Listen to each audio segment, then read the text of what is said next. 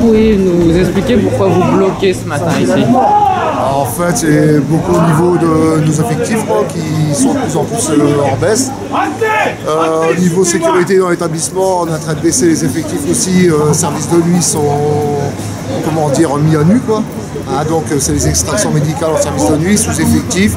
Donc c'est un gros problème pour nous au niveau sécurité. Il y avait une ouverture qui était prévue pour 2017. Mais bon, comme il y avait eu aussi le changement de gouvernement, il n'y a rien de prévu pour nous, quoi.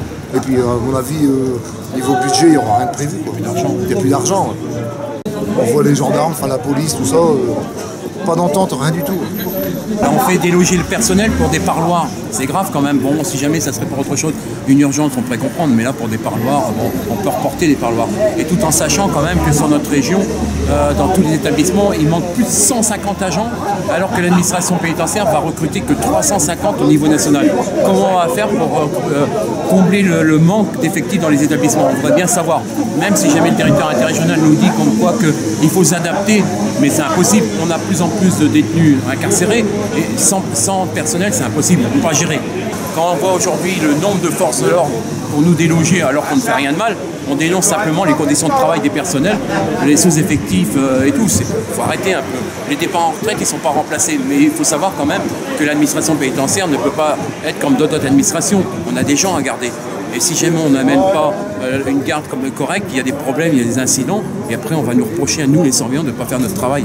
Donc aujourd'hui, il faut que l'administration elle prenne ses responsabilités, de dire voilà, il faut combler le manque d'effectifs dans les établissements, et après ça fonctionnera peut-être mieux. Mais pour l'instant, c'est pas le cas. On le voit par rapport aux agressions, on n'a pas les effectifs, donc le personnel est stressé, il en a marre le personnel parce qu'on est rappelé.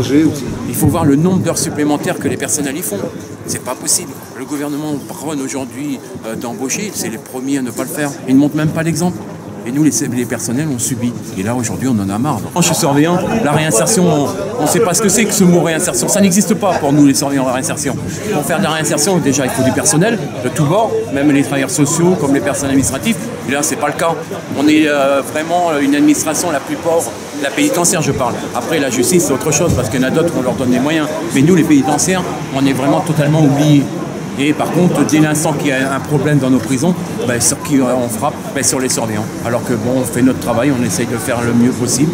Même si jamais on entend des gens qui disent oui, les surveillants n'ont pas de cœur, mais c'est un mensonge. On fait notre travail avec amour, parce que bon, c'est quand même notre outil de travail. Parce que si jamais on casse notre outil de travail, qu'est-ce qu'on va faire demain?